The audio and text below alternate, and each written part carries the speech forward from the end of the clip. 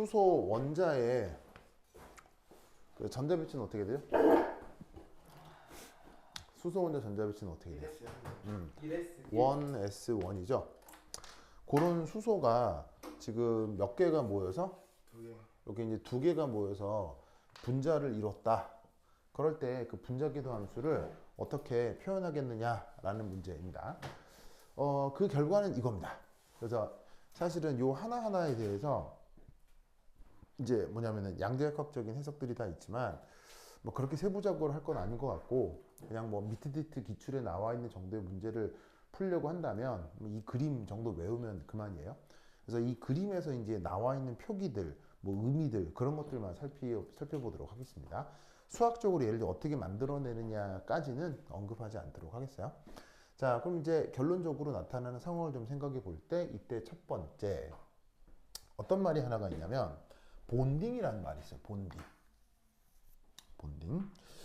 그래서 이제 본딩인데 뒤에 본딩 그래서 이제 MO가 만들어졌다. 제목을 이렇게 쓸 때 저 본딩을 우리말 번역으로다가 결합성 이런 식으로 이제 결합성 이런 식으로 이제 번역을 합니다. 자, 이럴 때 이거 이제 둥그렇게 그린 게 바로 뭐냐면 요렇게 구형으로 표현되는 원S 오비탈이에요. 그래서 원래 수소 원자의 전자 분포를 표현하는 원S 오비탈이 있을 거 아니에요. 그래서 이제 두 수소 원자가 있을 때 하나를 A, 하나를 B라고 하면 요게 A 원자의 원S 오비탈, 요게 이제 B 원자의 원S 오비탈을 지금 각각 구형으로 표현하고 있는 거예요. 자, 근데 여러분 그 아시다시피 S 오비탈은 면 대칭형이에요, 원점 대칭형이에요? 네. S 오비탈은 면 대칭형이에요, 원점 대칭형? 저번 시간에 얘기했죠. 바로 얘는 원점 대칭형이죠.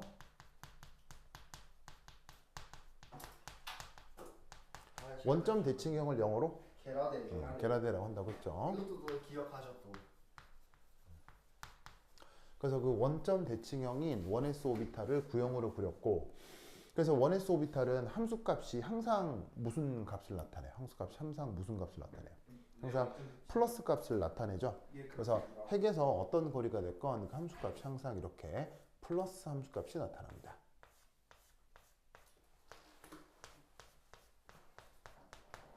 그리고 그것은 이 오른쪽에 있는 B 원자에서도 마찬가지겠죠.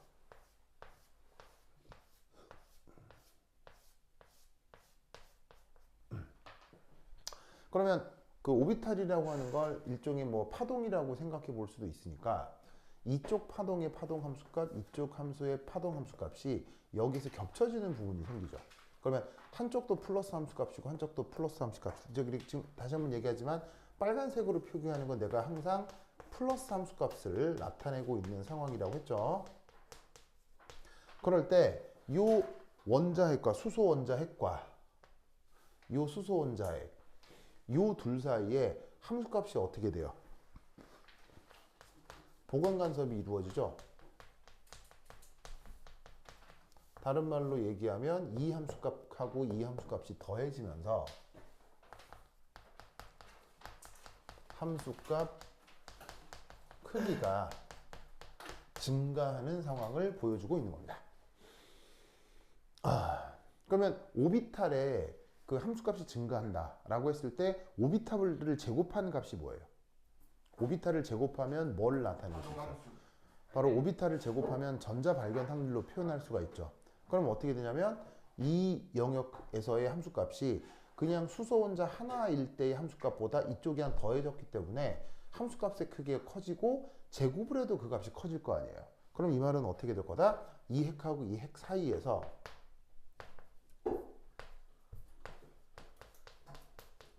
전자를 여기서라는 거야. 다 쓰자.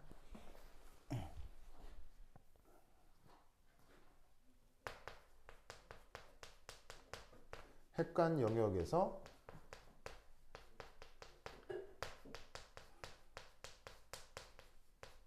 전자 발견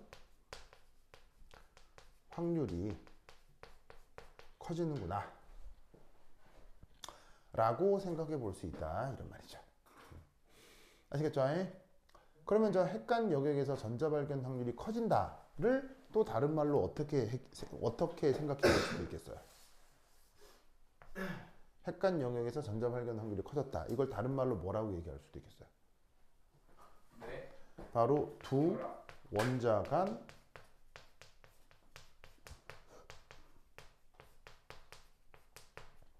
화학 결합이 만들어졌겠구나 라고 생각해 볼 수 있다 이런 얘기인 거죠.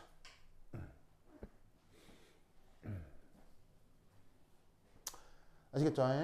알겠죠? 그래서 이런 식의 오비탈을 본딩 몰리큘러 오비탈이라고 부르는 거예요. 아시겠죠? 이런 상황을. 좋아. 자, 그런데 이때 이 본딩 몰리큘러 오비탈은 두 번째 핵간축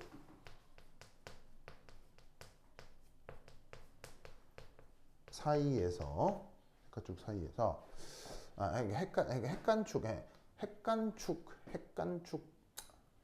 핵간축을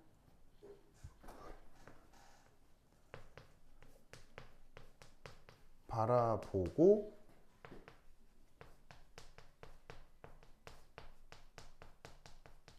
회전시켰을 때 그 모습이 그대로 유지되죠. 자, 무슨 말이냐면 여기 핵이 있죠. 여기 핵이 있죠. 그 핵을 잇는 가성적인 축을 하나 만드는 거예요. 그래서 이것을 뭐라고 부르느냐? 이걸 핵간축이라고 하거든요. 그 핵간축에다가 이제 눈을 들이대는 거예요. 얘는 관찰자의 눈이에요. 그럼 관찰자의 눈을 들이대고 그 핵간축에서 핵간축을 부여잡고 얘를 뱅글뱅글 회전시키는 거예요.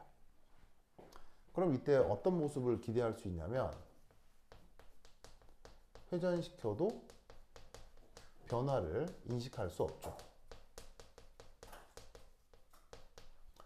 그 얘기를 그냥 그대로 쓴 거예요. 이런 상호작용을 뭐라고 부르냐면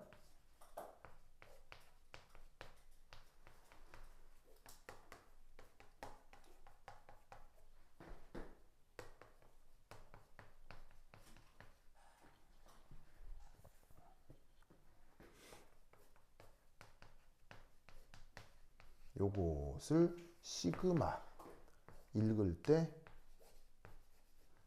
시그마라고 하죠.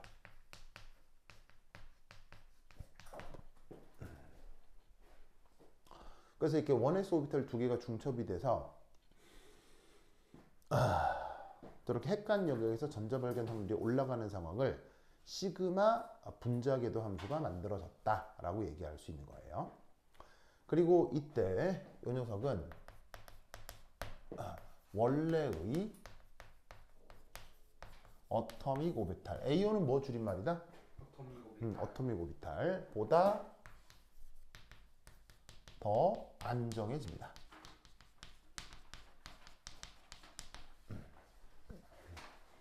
안정해집니다.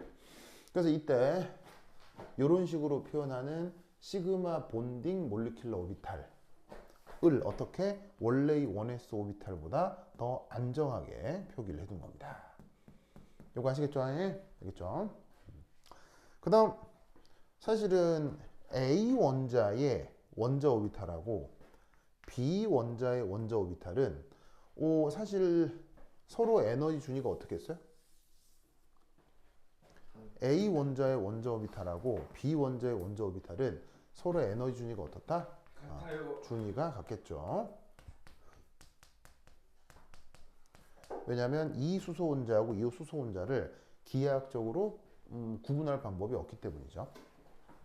그래서 그러한 원자 오비탈에 비해서 시그마 본딩 오비탈이 더 안정해진다. 더 안정해진 것을 어떻게 보여줄 수 있느냐? 계산해야 됩니다. 알겠죠? 실제 계산하면 수소 원자의 원자 오비탈 에너지 준위에 대해서 본딩 오비탈 에너지 준위를 계산하는 방법이 있어요. 계산하는 방법이 어디 있냐면 교재 61페이지에 있어요. 61페이지. 그래서 교재 61페이지에 보시면 이렇게 계산하는 방법이 있습니다.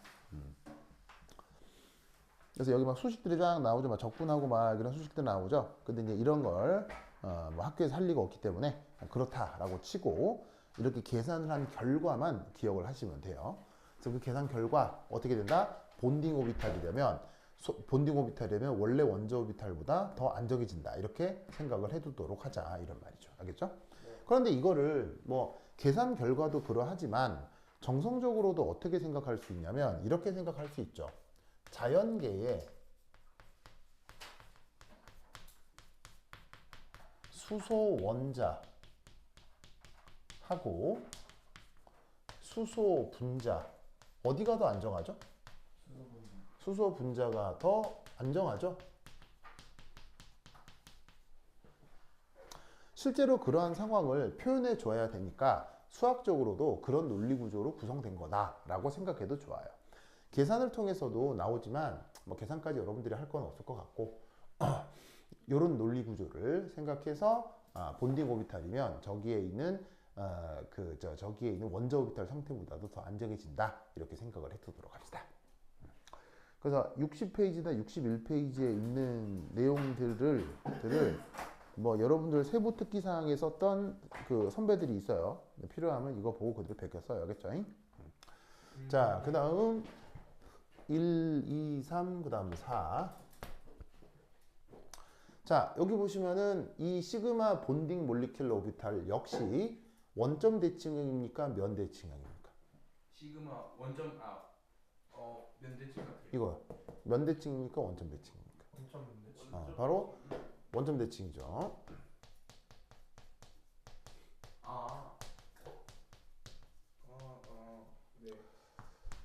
자, 원점을 어디다 잡으면 되냐면 HB 중간. 뭐 여기 잡으면 되겠죠? 그럼 예를 들어서 요점 x, y, z 좌표고요. 요점 마이너스 x, y, z죠. 그럼 여기하고 여기 함수값이 같아요, 달라요? 완전히 똑같죠, 그렇죠? 어디나 똑같기 때문에 원점 대칭형입니다. 원점 대칭형을 다른 말로 게라데라고 한다고 했죠. 그래서 어떻게 되느냐? s 오비탈도 게라데지만 시그마 본딩도 게라데라서 여기에다가 아래 첨자 g를 써둔 겁니다. 알겠죠? 네. 그죠? 이 논리를 꼭꼭 기억해 두시기 바랍니다. 오케이, 됐다. 그 다음 두 번째 2 시그마 짜잔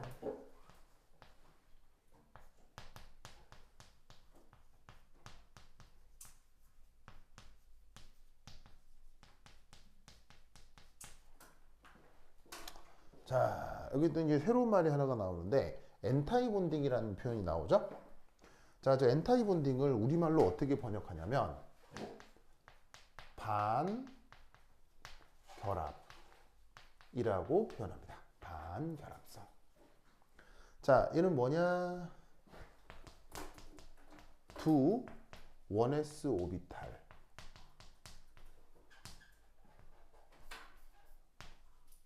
요 사이의 상쇄 간섭입니다.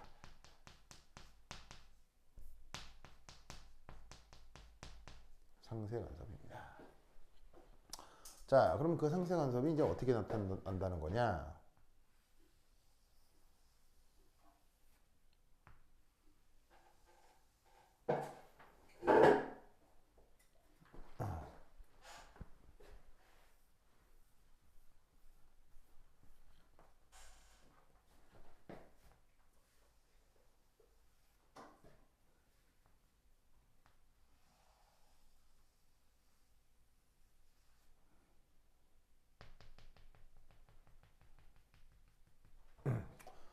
자, 요것도 아까 얘기했던 HA 원자핵이고요. 얘도 HB 원자핵입니다. 자, 그런데 아시다시피 1s 오비탈은 모든 그 거리에서 함수값의 분포가 항상 플러스라고 얘기를 했죠. 네. 맞습니까? 플러스 함수값. 자, 그런데 여러분, 예를 들면 남자의 몸과 여자의 몸, 신체 구조를 얘기하는 거야. 아시겠어요? 구조는 절대적입니까? 상대적입니까? 절대적이죠. 남자의 몸과 여자의 몸에서 나타나는 구조적 다름은 절대적으로 다르죠, 그렇죠? 왜냐면 구조적으로 다르잖아요, 구조적으로. 근데 그 남자를 남자라고 부르는 언어와 여자를 여자라고 부르는 언어는 절대적입니까? 상대적입니까? 상대적이죠. 네, 모든 언어는 상대적이죠. 무슨 말이냐면 고추 달고 태어난 사람을 남자라고 불렀기 때문에 그렇지 않은 몸의 구조를 여자라고 불렀겠죠. 전통적으로. 뭐 물론 뭐 요즘은 뭐 PC 뭐 이런 게 있어서 뭐 남녀를 다르게 표현하는 방법도 있겠습니다만 뭐 거기까지 진행하기에는 내 수준에서는 어렵고 뭐 어쨌건 그러면 역으로 이 무슨 말이겠어요? 고추 달고 태어난 사람을 언어로 여자라고 표현했다면 반대를 남자라고 얘기를 했겠죠. 무슨 말인지 알겠어요? 즉 모든 이 세상에 실제로 나타나는 물질들은 절대적일 수 있어요. 알겠어요? 절대적으로 나무, 절대적으로 쇠라고 얘기할 수 있겠죠. 근데 그거를 표현하는 언어는 항상 뭐다? 언어는 상대적이다. 무슨 뜻인지 아시겠죠? 네. 그럼 내가 이 얘기를 왜 하느냐? S오비탈의 함수값이 뭐라고요? 플러스라고 했죠. 그런데 엄밀하게는 S오비탈의 함수값이 플러스가 아니라 원래 S오비탈의 함수값은 그 부호가 같다예요. 그게 원래 S오비탈의 성격이에요. 그게 게라드예요. 게라드의 원래 뜻은 S오비탈의 함수값이 항상 플러스가 아니라 핵으로부터 같은 거리면 함수값의 크기와 부호가 같다. 이게 게라드예요. 무슨 말인지 알겠어요? 그러면 S오비탈은 그 부호가 같기만 하면 되는 거지 그게 꼭 플러스냐 마이너스냐가 절대적으로 정해질 필요는 없다는 얘기인 거예요. 무슨 뜻인지 알겠어요? 그래서 인간의 모든 언어는 상대적이다. 무슨 말인지 알겠어요? 그러면 역으로 S오비탈을 어떻게 생각할 수 있냐면 핵에서 동일한 거리면 함수값의 분포가 마이너스로 같아도 상관없는 거죠.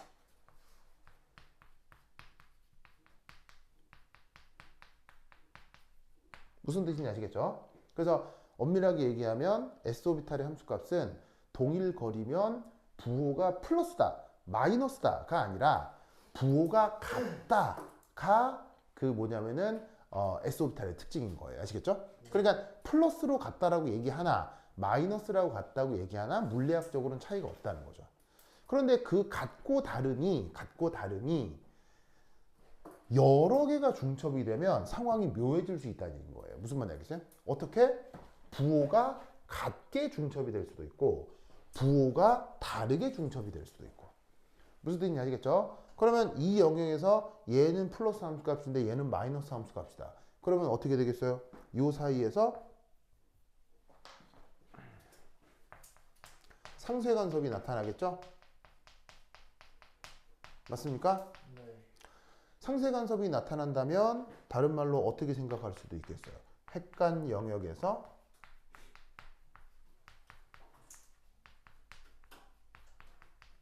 전자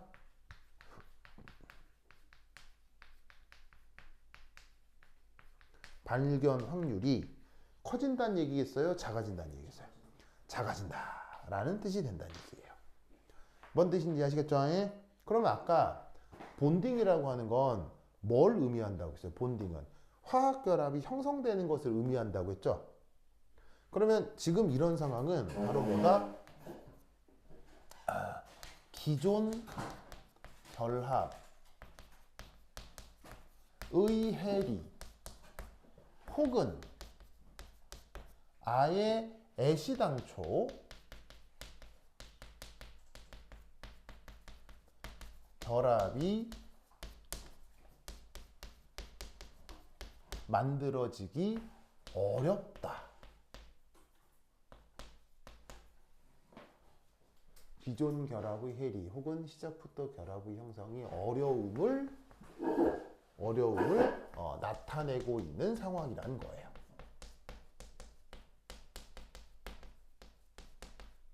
무슨 뜻인지 아시겠죠? 그래서 어떻게 된다? 핵과 핵 사이에서 전자를 발견할 확률이 없어지기 때문에 이건 오히려 기존에 있었던 결합이 쪼개진다거나 아니면은 그 뭐냐면 처음부터 원자 상태에서 결합이 형성되기 어려운 상황을 수리적으로 보여주고 있는 것이다 라고 얘기할 수 있죠. 그런 상황을 뭐라고 부른다? 엔타이 본딩이라고 얘기를 해주는 겁니다. 뭐면 아시겠죠? 이 논리 구조를 꼭꼭 기억해두시기 바랍니다. 그래서 이때 아주 놀라운 일이 벌어지는데 바로 그럼 잘 봐.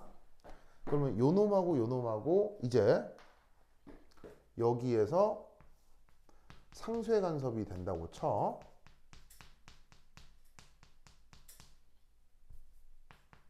그 상쇄 간섭이 되는 걸 실제로 이제 그림으로 예쁘장하게 표현을 해보자. 자, 이게 원래 1s 오비탈의 보조선이야. 이게 원래 1s 오비탈의 보조선이야. 자, 그럼 여기서 원래 플러스인 이쪽은 사실 이쪽에 영향을 크게 받겠어? 이쪽은 별로 영향을 받지 않겠어? 이쪽은 여기에 영향을 크게 받지 않겠죠. 왜냐면 잘 겹쳐지지 않으니까. 여기도 마찬가지예요. 여기하고 겹쳐지지 않으니까 여기도 영향을 좀 덜 받겠지. 그래서 이 두 개가 상쇄 간섭을 한다면 그 오비탈 모양이 어떻게 나타나느냐? 이렇게 결과적으로 나타나게 됩니다. 플러스인 부분하고 마이너스인 부분이 아예 그냥 이런 식으로 분리되어 나타나 버리는 거예요. 그러면서 난데없이 뭐가 발견되냐면 짜잔, 이게 뭐겠어요? 여러분들이 다 아는 말이에요. 네. 이게 뭐예요? 문계라리. 면대칭. 이게 뭐예요? 피오. 뭐라고? 마디. 그렇지. 바로 없었던 노드가 만들어지게 되는 거죠. 뭐만 아시겠죠? 네. 그렇죠? 그래서 이렇게 상쇄 간섭이 나타나면 원래 없었던 노드가 나타나게 된다. 알겠죠? 노드가 나타나게 된다. 그래서 이 노드가 나타날 때 관습적으로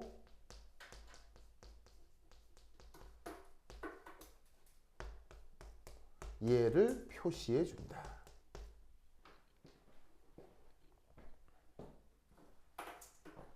자, 무슨 말이냐? 요거 얘기하는 거예요. 요거요. 어디요? 요렇게.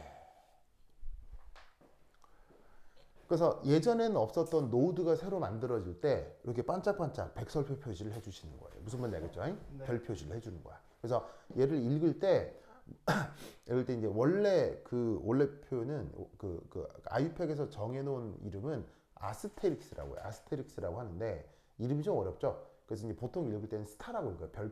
별처럼 반짝반짝 한다고 해서 그래서 보통 읽을 때는 시그마 스타 뭐 이렇게 읽는데 어쨌건 이런 식의 노드가 생기는 엔타이 본딩에서는 이런 식으로 백설표 표시를 올려준다. 무슨 말씀인지 아시겠죠? 이 논리 구조를 꼭꼭 기억해 두시기 바랍니다. 오케이, 됐다. 자, 그리고 이때 이 녀석은 여기에 있는 요 핵간축, 요 핵간축. 자, 이 축을 뭐라고 불렀죠? 핵간축이라고 했죠. 네. 자, 여전히 A 원자핵과 여전히 B 원자핵은 여기 있는 거예요. HA하고 HB는 여기 있는 거예요. 이 핵간축에다가 뭘 들이대라고 했죠? 핵간축에다가 뭘 들이대라고 했죠? 눈을 들이대라고 했죠. 그리고 어떻게 하라고 했어요? 돌리라고 했죠. 그럼 이때 이렇게 빨간 부분, 이렇게 파란 부분에다가 눈을 들이대고 돌리면 어떻게 되겠어요? 그대로 회전시켜도 똑같이. 그대로겠죠? 이럴 때 뭐라고 부른다고요? 이럴 때 뭐라고 부른다고요?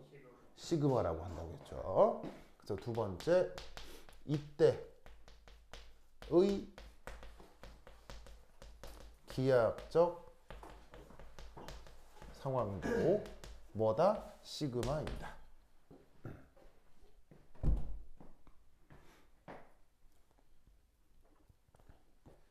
그래서 이렇게 보강 간섭을 할 때도 시그마고 이렇게 상쇄 간섭을 할 때도 시그마다라는 거 꼭 잘 알아두시기 바랍니다.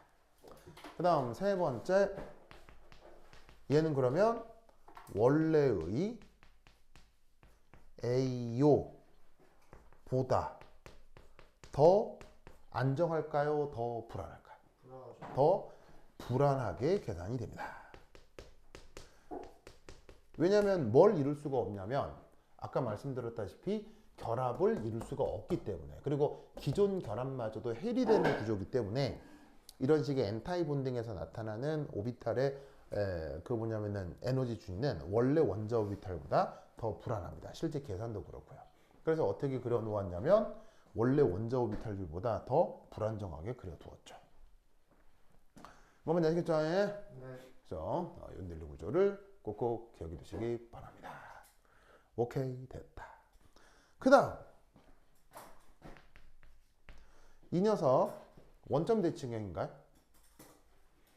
네? 아니요. 얘 원점 대칭형인가요? 아니죠. 아니죠? 얘는 무슨 대칭형이죠? 면대칭. 면 대칭형이죠.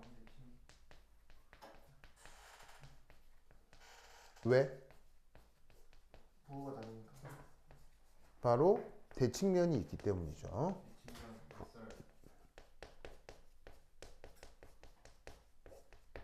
대칭면 어떻게? 핵관축 포함한 평면. 요게 이제 일종의 대칭면이 되겠죠. 그래서 빨간 부분, 파란 부분이 있을 때 칼로 잘라가지고 이렇게 딱 드러내면 양쪽이 데칼코마니처럼 똑같아질 거예요. 무슨 말 알겠죠? 대칭면이 나타나기 때문에 얘는 면대칭형입니다. 면대칭을 뜻하는 단어가 뭐죠? 면대칭을 뜻하는 단어가 운게라드였죠. 그래서 여기에 뭐라고 써둔 거예요? 여기에 U라고 써둔 거다 이런 말이죠. 되죠? 네. 이 논리 구조를 꼭꼭 기억해 두시기 바랍니다. 오케이, 됐다. 그 다음 자, 요 위에 지울게요. 네. 여기 지운다. 글자 지울게요. 자, 그 다음 싫었다. 자, 2, 그 다음 3, 세 번째 이거 하나 기억해 두실 게 있습니다.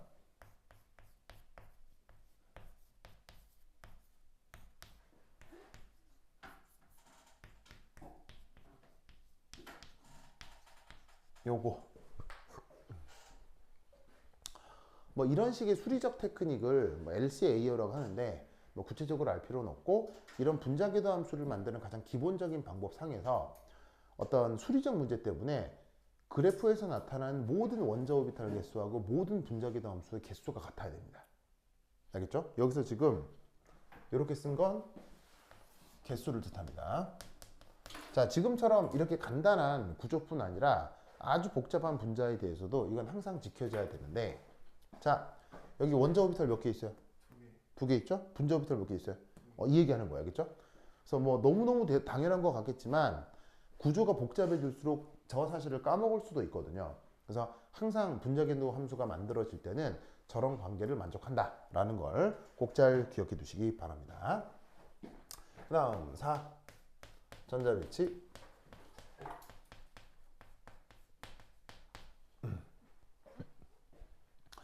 자, 전자배치는 어떻게 하느냐?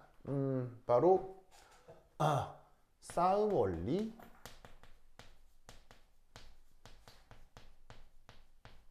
그다음 파울리 베타 원리,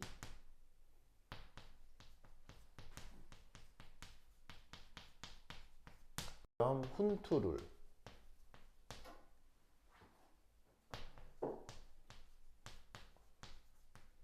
만족시키면서 전자배치가 되어야 됩니다. 자, 싸움 원리적으로 전자배치가 된다는 얘기는 전자가 불안한 데서 먼저 배치가 된다는 얘기입니까? 안정한 데서 먼저 배치가 된다는 얘기입니까? 안정한 데서 먼저 배치가 돼야 되고요. 파울리 베타 원리를 만족한다는 얘기는 한 오비탈의 전자가 최대 몇 개까지? 두 개. 두 개까지. 그리고 전자 두 개의 서로 스핀 방향이 서로 다른 방향, 알겠죠? 그 다음에 훈투를 만족한다는 얘기는 가능하다면 그래도 전자 쌍이 좋다는 얘기입니까? 홀전자 배치가 좋다는 얘기입니까? 가능하다면 홀전자 배치가 더 좋다. 무슨 뜻인지 알겠죠? 예. 그러면 이때 얘를 그대로 고려를 하면 자, 원래 수소는 최외곽 전자가 몇 개가 있어요? 하나가 있죠? 원래 수소의 최외곽 전자가 몇 개가 있어요? 원래 하나가 있죠? 그러면 여기도 전자 하나, 여기도 전자 하나가 있잖아요. 그럼 얘들이 어떻게? 상대적으로 더 불안한 데 채워지는 게 좋겠어요? 안정해지는 게 채워지는 게 좋겠어요? 안정한 데 채워지는 게 좋겠죠? 그래서 이렇게 여기에 있는 요 전자하고 요 전자가 더 안정한 시그마 본딩 오비탈로 이동을 하면서 전자 배치가 완성이 된다 라고 생각하면 된다 이런 말이에요. 아시겠죠? 예? 이때 여기서 본드 오더라고 하는 개념이 있어요. 본드 오더. 우리말 번역으로는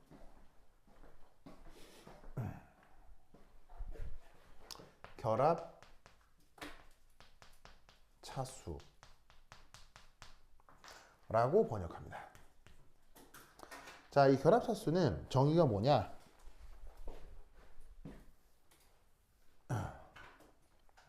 결합 차수는 본딩 MO 전자 개수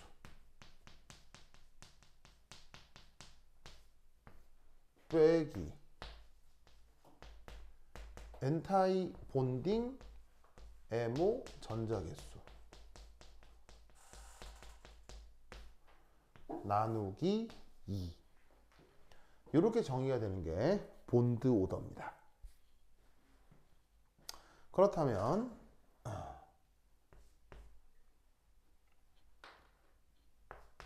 지금의 H2에 대해서는 이 본드 오더가 얼마일까요? 얼마일까요? 2. 1. 1이겠죠?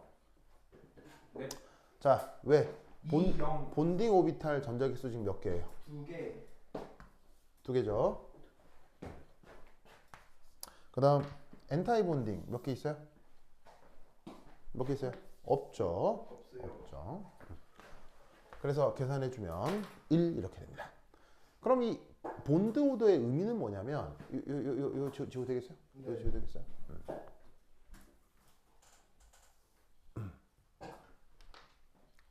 첫 번째 1. 이 BO 앞으로 내가 BO로 많이 줄여 쓸게 알겠죠? 그래서 한글로도 글자가 너무 많고 영어 단어도 기니까 내가 앞으로 BO라고 줄였으면 결합 차수를 얘기하는 거예요. 알겠죠? 그래서 이 결합 차수가 클수록 더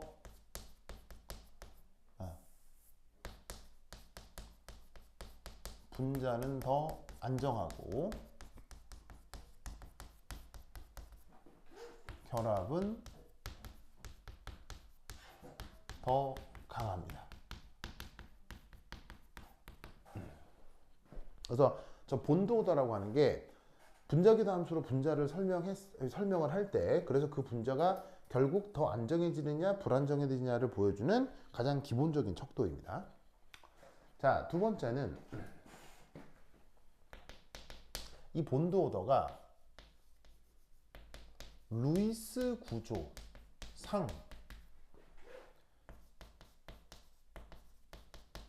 결합선 개수와 같은 건 아니에요. 같은 건 아닌데 상관관계가 큽니다.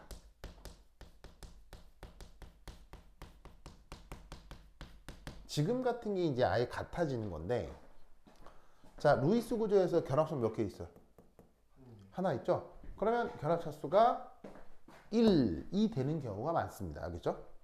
그리고 루이스 구조에서 결합선이 2개 나타나면 결합 차수도 2가 되는 경우가 좀 많습니다. 근데 100% 일치하진 않습니다.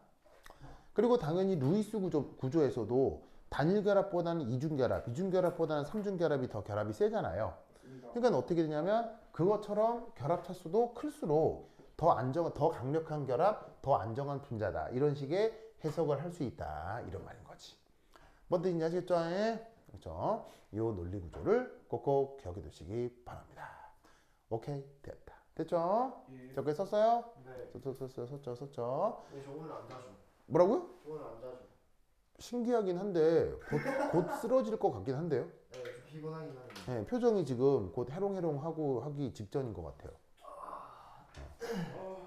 선생님, 예, 예, 선생님 왜? 수업이 시작한 지 한 시간 일주일 지났어요. 동안 카페인을 안 먹고 오늘 아메리카노를 한 잔을 마셨거든요. 예. 지금 어지러워요. 아, 그래요? 카페인 때문에. 그럼 새우 빼고 우리 커피 먹으러 갑시다. 안 돼요. 왜요? 네, 저또 카페인을 더 먹는다고. 집 앞 카페. 더 먹겠다고요? 아니요, 더 못 먹어요. 그러니까 새우 빼고 가자 이거죠. 저 새우를 빼요. 그냥 새우가 아니고 얘가 새우인 줄 알았어요. 아니, 호세, 선생님 호세, 이거 얘- 헷갈리시고. 호세. 얘는 새우, 너는 호세. 아, 그렇게. 그렇죠. 갑자기 그래. 지우 빼고 갑시다. 그래요. 좋네요. 자, 그래서 커피 먹고 가라기 전에 마지막 하나 여기 씹을게요. 네. 자, 요거 하면 완성이야. 자, 저거 지금 진짜 다. 안 자는 거좀 신기하죠. 신기합니다. 저 진짜 마음 먹었어요. 만약에 자기 자면 뒤통수 한 대씩 맞기 어때요? 오, 좋아요. 제가 때리네요. 그렇죠. 친구들한테 뒤통수 한 대씩 맞기 자면 어때요? 막 그건 하기 싫죠? 왜 그 한 대 맞고 죽을 수 있잖아, 그지? 맞죠? 그죠. 인생 삶이란 소중한 거거든요. 그렇죠. 얘들이 그냥 때리진 않을 거거든. 이런 세포가 뭐 다시 재생되는 것도 아니고 점점 그래. IQ가 낮아지는 거. 그래요. 이 친구를 못 믿는구만. 알겠습니다. 자, 안 잔다고 하더란. 그래, 자, 지금 다잉. 자, 그다음 5. 자, 그리고 지금 내가 필기를 차근차근 하고 그림도 차근차근 그리고 있죠. 네. 싹 외워야 돼, 알겠어요? 어떻게 된다고? 제 머릿속에 지금 들어가고 있어요. 싹 외워야 돼, 알겠지? 싹. 왜 외워야 되겠어요? 중요하니까. 바로 수학적 설명을 완전히 뺐죠. 계산 과정이 없잖아요. 계산 과정까지 하면 이제 머릿속에 금방 들어오는데 계산 과정 완전히 빼고 결과만 보여드리고 있기 때문에 이 모든 결과를 외워야 문제를 풀 수 있어요. 알겠죠? 네. 이 모든 필기와 그림을 외워야 돼. 알겠지? 이야기. 그 다음 이 수소 주제 5 아까 오. 말했잖아요. 자기성. 자기. 여기서 자기가 뭐 설마 혼인은 아닐 거고 여기서 자기의 자자는 무슨 뜻이겠어요? 자석을 얘기하는 거겠죠?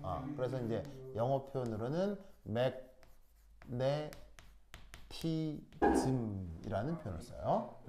magnetism이라는 표현을 써야겠죠? 자, 이 magnetism도 되게 다양해요. 엄청 다양한데 이런 분자기도 함수 측면에서는 두 가지가 고려가 되거든요. 첫 번째 1 다이아 매그네티즘.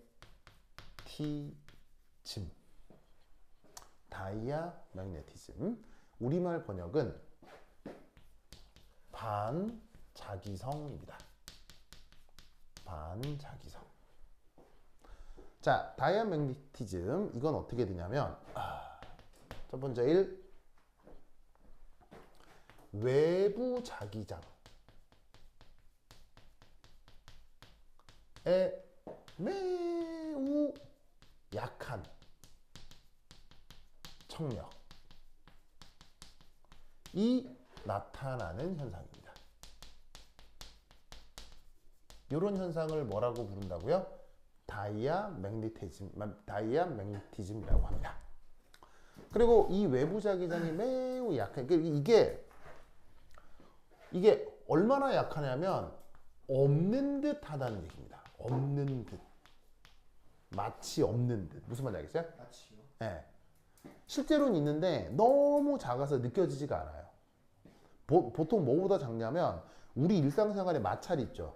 마찰보다도 작아요. 예를 들면은 우리 몸에 끊임없이 공기가 와서 부딪히잖아요. 하지만 우리는 공기가 와서 부딪힌다고 해서 뒤로 밀려나지 않죠. 왜? 느껴지는 것 같기도 해요. 왜? 보통 바람 분다고 해서 보통 바람 분다고 해서 막 밀려나진 않잖아요. 왜냐하면 보통 뭐가 더 크니까요. 보통은 땅에 마찰이 더 크니까요. 무슨 말이에요? 물론 바람도 세게 불면 날아가지만 뭔 뜻인지 알겠어요? 그러니까 여기서 나타나는 청력이 그 보통 일어나는 마찰보다도 훨씬 작다는 얘기예요. 아시겠죠? 그리고 이 다이아 매그네티즘 현상이 우리 우주의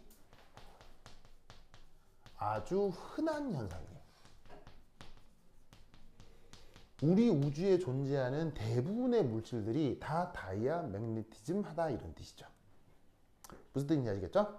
자, 그럼 이건 언제 나타나느냐? 바로 MO의 노홀전자 배치.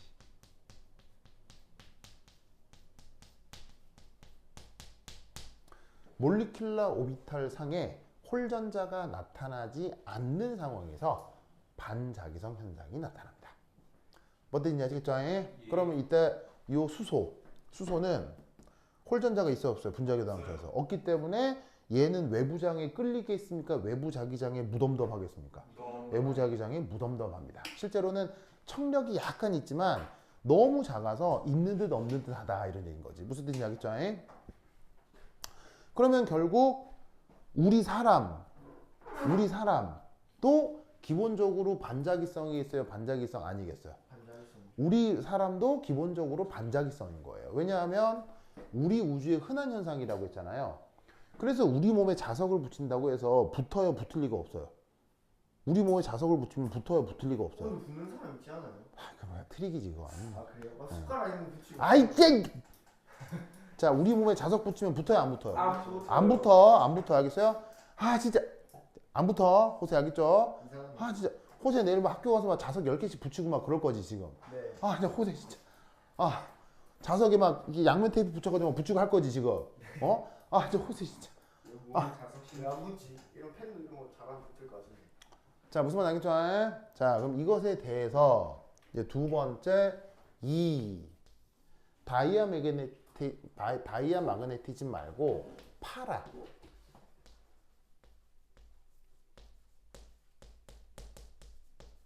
파라매그니티즘이라고 하는 현상이 있어요. 자, 우리말 번역은 이건 상자기성. 자, 얘는 외부 자기장에 강한 인력이 나타납니다.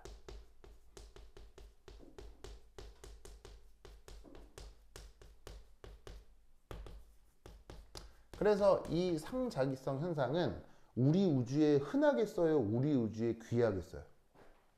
귀해요. 우리 우주에 귀하다 이런 얘기죠. 왜냐하면 그건 어디서도 확인할 수 있어요. 우리 일상에 존재하는 물건 중에 자석에 붙는 물질이 많아요? 안 붙는 물질이 많아요? 안 붙는 게 많죠. 무슨 말인지 알겠죠? 그래서 상자기성이라고 하는 건 보통 기준으로 상당히 희한한 상황이다라는 거예요. 아시겠죠? 그럼 얘는 뭐라고 생각하면 되겠어요? 바로 저기에 MO상 홀전자 배치가